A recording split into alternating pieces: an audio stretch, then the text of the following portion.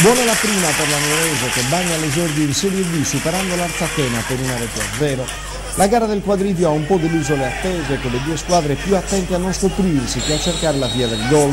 Una gara molto tattica, giocata a ritmo blando sia per via di una preparazione ancora da rifinire che per il gran caldo. Tra le due squadre è stata però certamente la Nuorese a cercare l'affondo con maggiore insistenza, ma l'11 di Perra solo a sprazzi ha trovato le giuste accelerazioni, insistendo forse troppo con i lunghi lanci che hanno agevolato la difesa gallurese.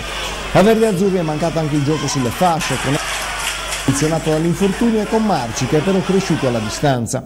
Luci e ombre anche a centrocampo in attacco dove la condizione di qualche elemento non è certo al top, ma l'importante nella gara d'esordio era centrare la vittoria e questa è arrivata per un avvio di stagione positivo che lascia ben sperare. La cronaca si può ridurre ai 10 minuti di recupero nei quali è successo di tutto.